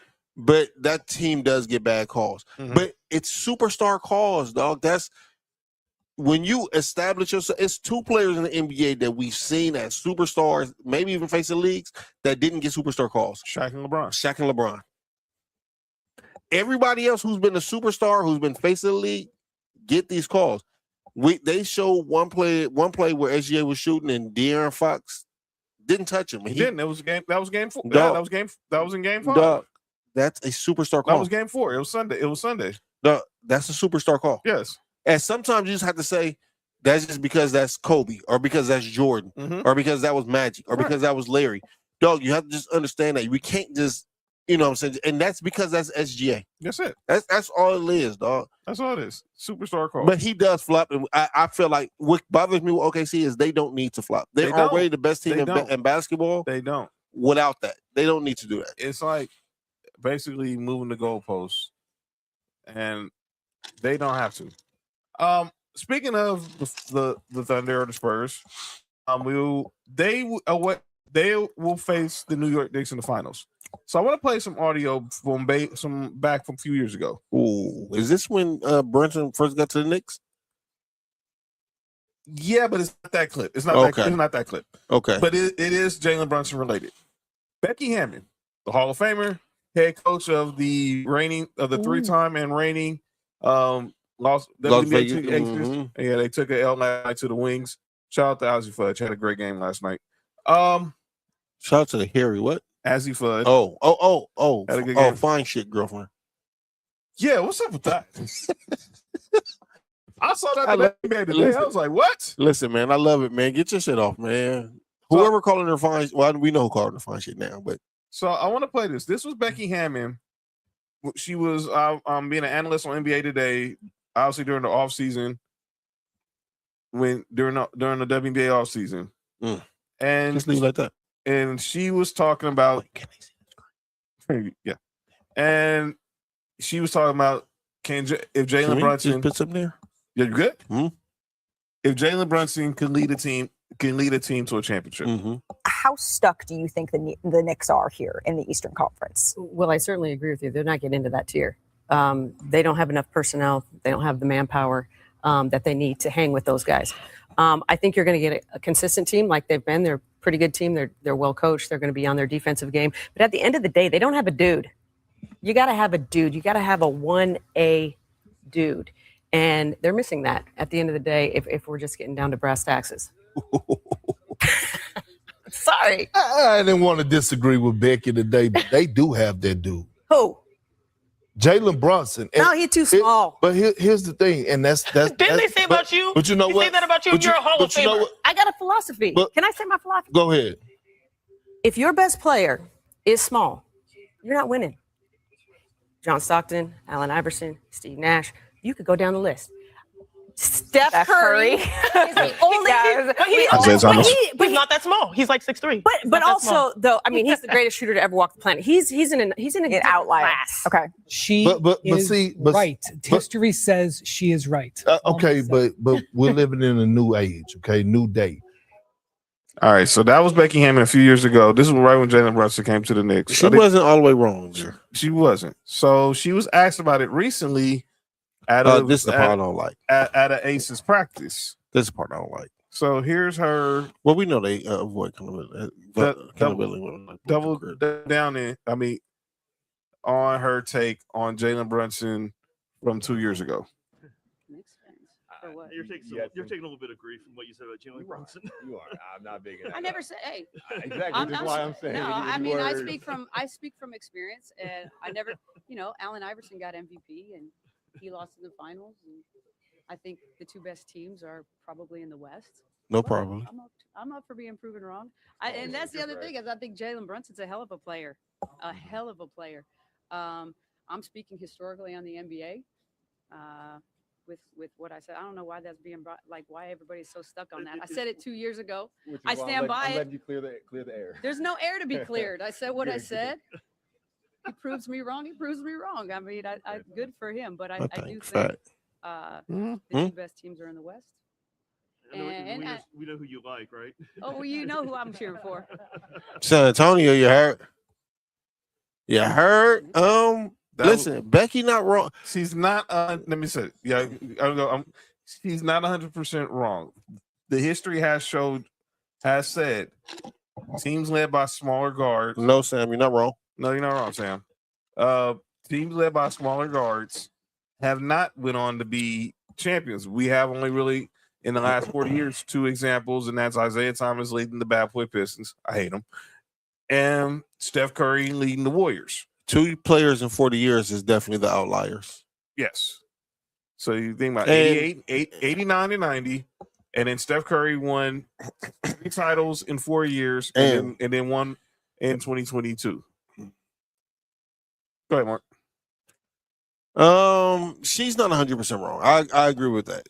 Actually, theoretically, and Tiny said Nate Archibald got a ring.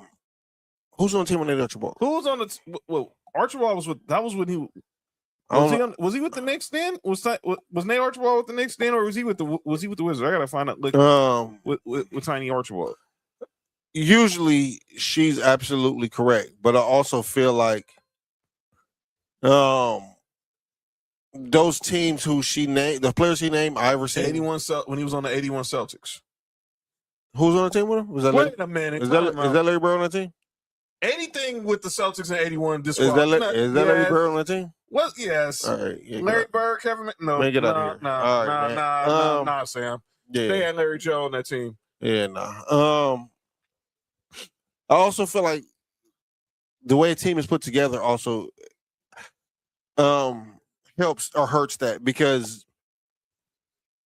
if you put a shooter like a Klay Thompson with Iverson, and you don't put them against that Lakers because nobody in the NBA was going to beat that Lakers team that year, right? You see Iverson win a championship. Mm-hmm. Even him was the best player on that team. If you put if you give him a viable second option, yeah. I feel like Utah was a good team. I also feel like it's a way you could put that team together. They played Jordan. If they would have played the Knicks, they would win a championship. But was John Stockton the leading force of that team? No. I would say it was Carmelo. It was Carmelo and his 13-year-old girlfriend. Yeah, you good? My bad. I'm not taking off of here because that's a sick nigga. Yeah, he's a disgrace. But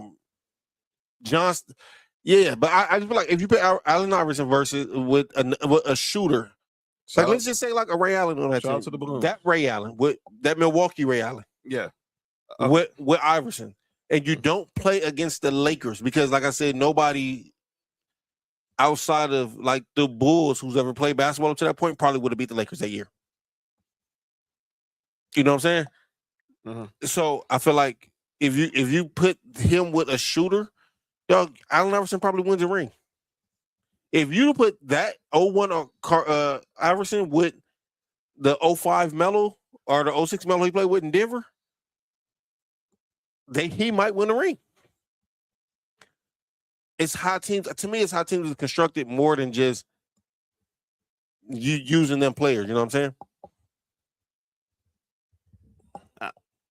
So let's go to Becky Hammond, to the whole topic of what Becky Hammond was talking about. What was the nature of the discussion? Can Jalen Brunson lead this Knicks team to a championship? No. Again, not against Jalen, not this year. None against Jalen Brunson, but dog, the two best teams in basketball is going to Game 7. What can it take for Jalen Brunson to lead the Knicks to a championship? Injuries. Well, I'm talking about not this year. Injuries. You would need SGA to get hurt, or you need Wemby to get hurt. You would need Stephon Castle to get hurt. You would injuries. Oh boy, injuries. And as here, we don't wish injuries on nobody, so we're not even thinking about that. But you would need injuries for the Knicks to win a championship. All right, one more question on Jalen Brunson, then we're gonna get to calling our names. I don't know if you've been seeing. There's been a lot of comparisons now of what he's doing right now with the Knicks to everything going on with Luka. And I know this. Look, and my calling out names is Luka related. Spoiler alert. I saw Antonio Daniels say this. I heard Michelle Beadle say this. Who cares what she says? But they would rather have Jalen Brunson in the playoffs rather than Luka.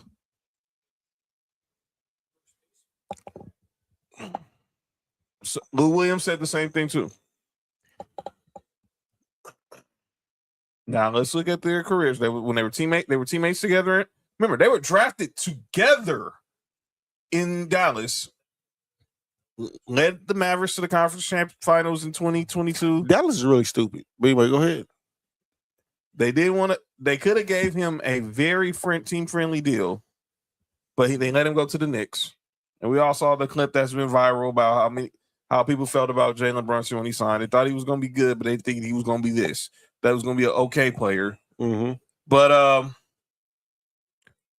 who's they? What you mean they? So I'm talking about Antonio Daniels, Michelle Beadle, Lou Williams all said they would prefer having Jalen Brunson in the playoffs over Luka. Dallas had both of these dudes in the same draft. They took Luka at 3. They took Jalen Brunson at the top of the second round. They went to the 2022 conference finals, lost to the Warriors, let Jalen Brunson walk to the Knicks, and then obviously we all know Luka's now a Laker. So if I had to ask you, Mark, right now, who would you want leading your team in the champion to try to lead your team to in the playoffs? Who would you want? Would you rather prefer to have Luka or Jalen Brunson? Ah, man, that's tough. I got Luka as a better player, right? Yes, yeah, I think we all agree there. I got Luka as a better player, but we've also seen even before the Lakers, we've also seen when Luka don't get calls or something don't go right with Luka, he kind of shut it down. Right? Mm-hmm. I don't think we've seen that with Jalen Brunson. So if we talking about like as winning players, I don't know, man. It's hard for me to just bet against Luka, dog, because Luka is just so dynamic, man. Who did Mavs lose to in the finals? They lost to Boston. I would like to see Luka with a cat in that finals. I would like to see how that finals turned out.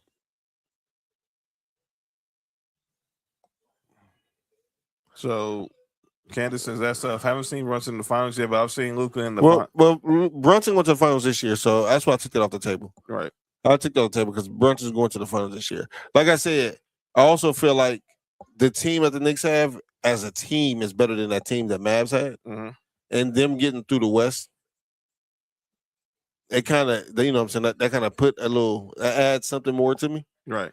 And then this year East with how the Knicks been winning, dog. Again, they only can play who's in front of them, but they play that might have been the easiest run to the finals I've ever seen. I don't know. I probably would take Luka though. I'll probably take Luka. If I can get a healthy Luka, I'll probably take Luka. All right. Jalen Brunson's not no slouch though. Yeah, what you think? I'm taking Lucas, and ain't nothing against Jalen Brunson. I need to see how he does look. I want to see how he does in his first finals. We saw how Luka did in his first finals, and obviously they ran into a buzzsaw in Boston, and that's going to be the same thing with whoever the Knicks play. So let's see how they respond. But I think this needs to be after we see how Jalen Brunson does in the finals. I think people will be in prisoner at the moment because of how everything went down with Luka in Dallas. Now that he's a Laker, everyone has a pick. Like Mark said this last year when the moment Luka got traded. He's going to get a lot of haters coming out anywhere. Antonio Daniels, come on. Nothing against Antonio Daniels and all, but come on, bro. Or don't tell me you wouldn't want, you calling games for the Pelicans. Don't tell me you wouldn't want, you rather have, if you can have your chances, you would rather pair Jalen Brunson with Zion than Luka.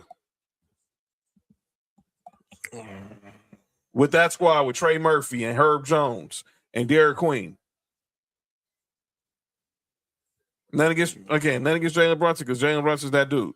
But I right now I'm gonna still give the advantage to Luka. But we'll talk about that. I'm big on height on size, man. Pause. Damn, that's crazy. Pause. Dog, Luka 6'8", and Jalen Brunson is barely 6'1". So, and I'll be honest with you, no matter who they play next round, dog, you go see a defensive scheme to set up to stop Brunson and make everybody else beat him. And I promise you, dog, it's gonna be more than what the Cavs did. I think the Cavs is a shit show. I know people like Donovan Mitchell, but Donovan Mitchell and James Harden in the backcourt means no defensive players in the backcourt. None. Philadelphia is Philadelphia. Them 76ers is trash. Dog, you will see either one of these teams, OKC or San Antonio. He's going to see defense like he's never seen defense before. And Atlanta too. So Atlanta they weren't ready. Let's get to our final segment of the show. It's often imitated, it's never duplicated. Some people say stuff in the sports world need to be called out for, or do stuff in the sports world need to be called out for, and this is the place we do it. Ladies and gentlemen, it's time for. So we just talked about Luka. I want to show you guys something. This was the voting for the MVP, this year's MVP voting. As we all know, SGA won his second straight MVP. Nikola Jokic was second. Wemby was third. Luka came in fourth. Followed by Kate Cunningham, Jalen Brown, Kawhi Leonard, Donovan Mitchell. Why is this a topic to me?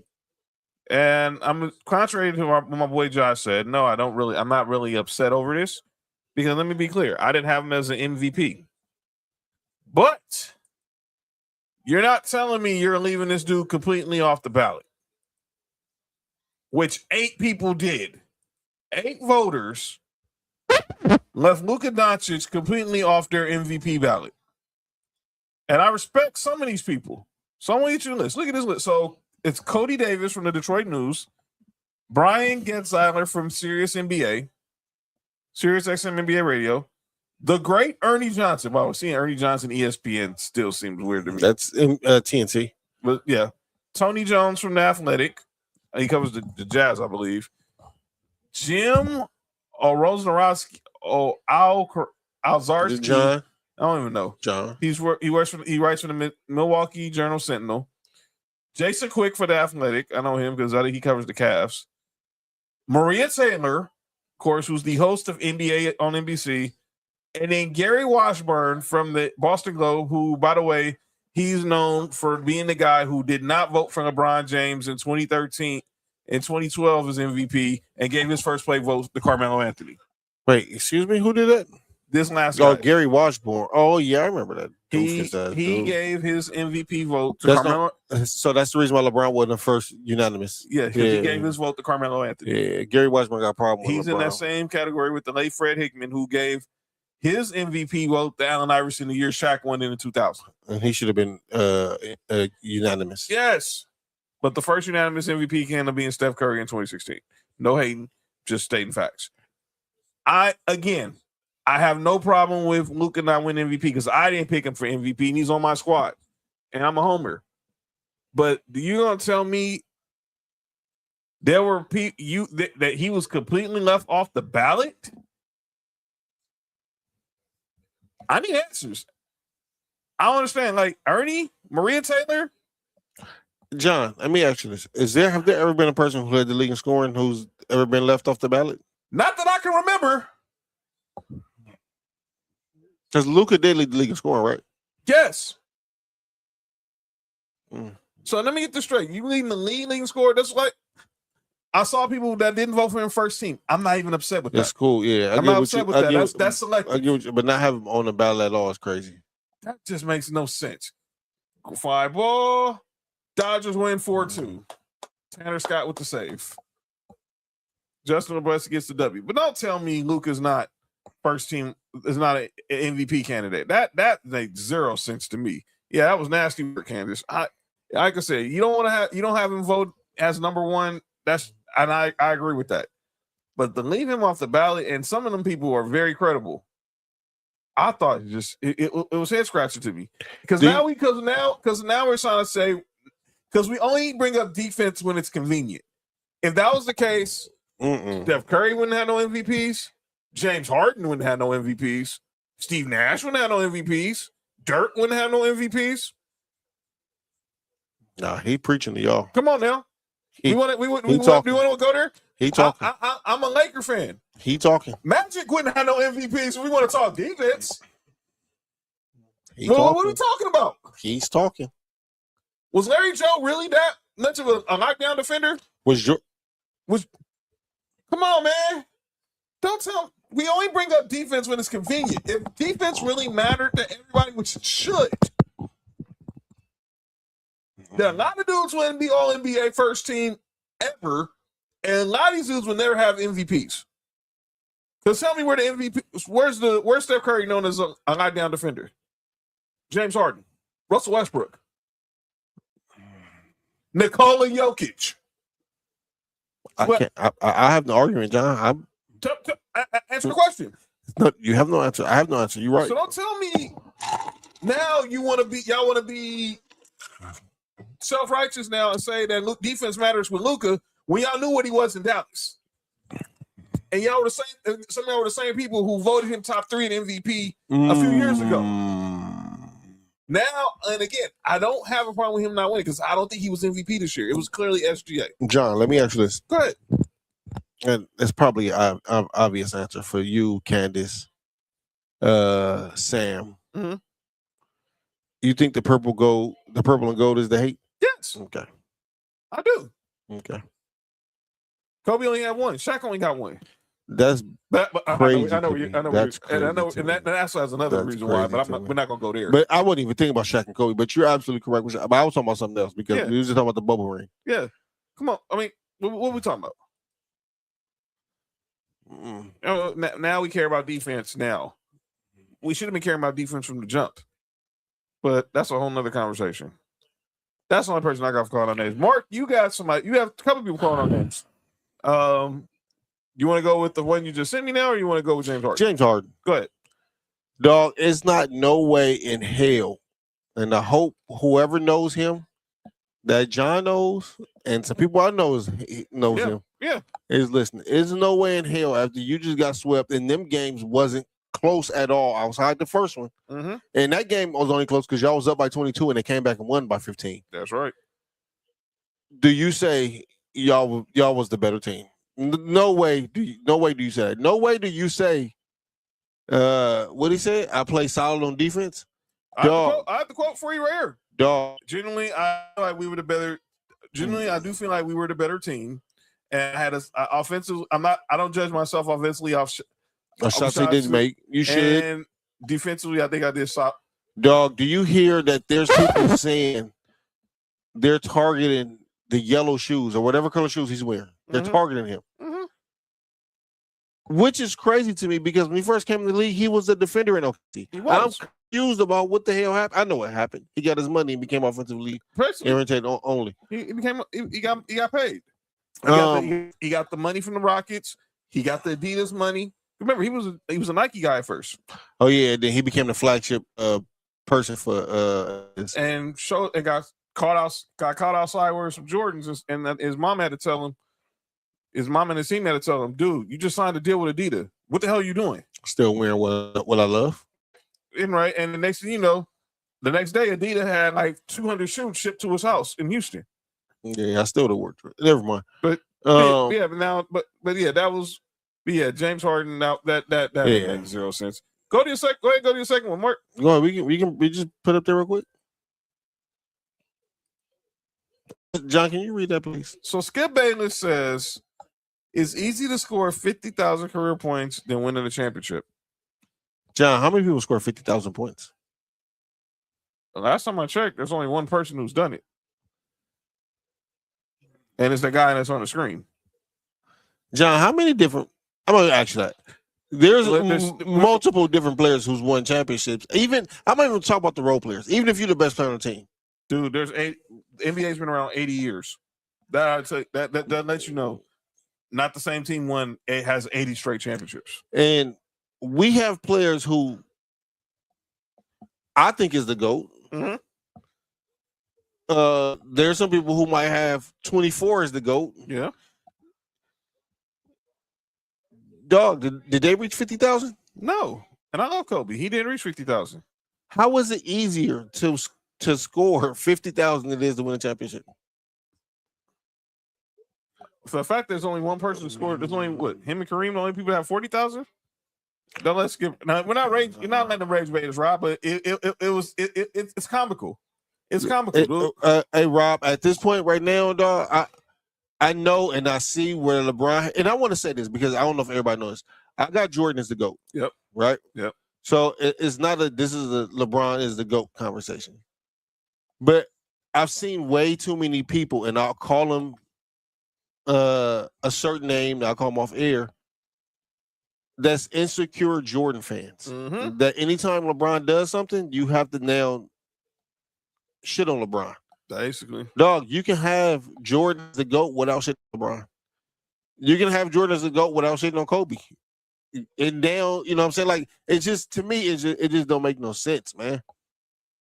And Skip Bayless is one of those people who is the insecure Jordan fan. Yeah, you can miss me with that. 50, I'm only one person who done it, and like I said, James Harden, you sound stupid. I said it Tuesday when I played the clip. That shit was crazy, John. I thought you sounded stupid then, and then, well, I got the clip again. I really don't believe this dude actually said that dumb crap. That dumb crap he said the other day about being that his defense, that basically they play good defense. That was just beyond stupid. The Cavs need to get rid of one of them two players. Well, unfortunately, they're not getting. Unfortunately, it's not gonna happen. But if you have Donovan Mitchell on your team, who I think is a really good player, you have to have a defensive player, a 3-and-D type player, or a defensive minded player in the backcourt with him. Shout out to Coco, but I didn't say nothing about Coco. I said 3-and-D player, and you got to Coco. I thought you still talking about Donovan Mitchell. My bad. John, we can mention Coco without mentioning Donovan Mitchell. We don't. I know. I was just watching the reruns of Bel Air last night. Oh my gosh! I was watching reruns. I was watching reruns of Bel Air last night. Just happened to, right after the game. It just happened to come on Peacock. Pretty ass glass of chocolate milk, man. Yeah, shout out to Coco. Well, John, we still alive? Oh yeah, my bad. Yeah. But shout out to Coco. I miss Bel Air. I'm sorry, I miss Bel Air. But yeah, James Harden saying that dumb quote was stupid. It was stupid. It was stupid. But yeah, well, whatever. I'm not gonna find it. But yeah, that's calling out names, ladies and gentlemen. But let's get our final prediction. All right, Mark. Game 7. Let's make the call. OKC. OKC? Mm-hmm. I'm sticking with my pick. I'm going to OKC too. What's the comment? Comment from Ness. Which one? No, go ahead. Nessa says, I'm calling out whoever the F created balloons. Luckily, I have blowings. Yo, is there a family around? Like, I'm just confused. I mean, where are the kids? Well, that's how kids get here. I mean, Josiah, I said, cover your ears, please. Your Tia is wild. She really just said that out loud. Hawk, wait, get your daughter, please. Can they family hear us? Yes. We appreciate y'all for listening to us on this Friday. We tried to keep it tame because the whole family here. Yeah, we really did. But yeah, I mean, listen, man, what are we talking about? Oh, another comment. Oh, okay. Another comment coming from Nessa, probably. They're asleep. Oh, they're asleep. They're asleep, senior. She's saying sir. She's not calling me a senior, dude. That's crazy. She called you a senior. She's saying senior. She's not saying. She's saying sir. But yeah, James Harden said the dumbest quote. She should have just said the I in it. You only missing the letter. James Harden defense. Boy, that wasn't the quote of the year. Okay. I found it. I'm gonna play it again. Well, we played it on Thursday. On Tuesday, after the Cavs were eliminated. But here's James Harden again. My familia isn't PG. Clearly. I don't want to be rude though. Yeah. I know, but I'm gonna keep my comments to myself. No, you didn't, John. You said thank God for her jaws. I said her blowing skills. What?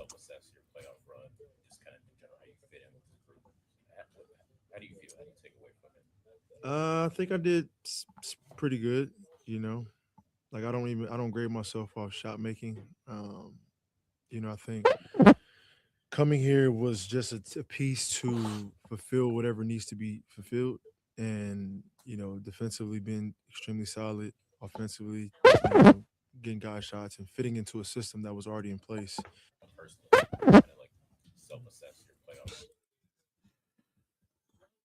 I don't know which time it was worse, mine or James Harden's. James Harden. My God, that was crazy. James Harden was absolutely worse. You out of pocket though. My bad. Listen, can you put up the QR code or no? Not yet. All right, never mind. Okay, now that's out of pocket. All right. Shout out to Only John. I should have worn my Only John shirt today. Shout out to Only John. You know what I'm That's saying? what is only meant for Fridays. Today's Friday. 69%. 69%. You heard? I was really tempted to bring that shirt in Vegas, either one of my trips. But yeah, delusional Harden. He really was, shot. He really was delusional. All right, we'll get up out of here. Look, we both got the Thunder. No, stop it. We both got the Thunder advancing to the finals. When we get back here Tuesday, we'll preview the NBA finals. That start Wednesday, right? Start Wednesday. Usually they start on a Thursday, but this year they start on a Wednesday. So, June 3rd. Shout out to Kylie. That's her 15th birthday. Happy birthday, Kylie. So June 3rd. Obviously, that's crazy, bro. Crazy, dog. Crazy. That's insane. But we'll be back on Tuesday. Cody be back. Nick will be back. And just seeing this just watching TV. RIP Claude Lemieux. Wait, what? Claude Lemieux. He died today? Yesterday. Claude Lemieux, legendary Montreal Canadian, passed away yesterday at 60 in his home in Florida from what is being deemed, unfortunately, an apparent suicide. As was being ruled, his death was being ruled as a suicide. And Claude Lemieux was one of the great players back in the 90s in the NHL. So prayers to the Lemieux family. I was wondering, was him and Mario Lemieux ever related? But I think they're cousins. But still, prayers. John, have any hockey players ever been tested for CT? I'm not sure, but it wouldn't shock me if they weren't.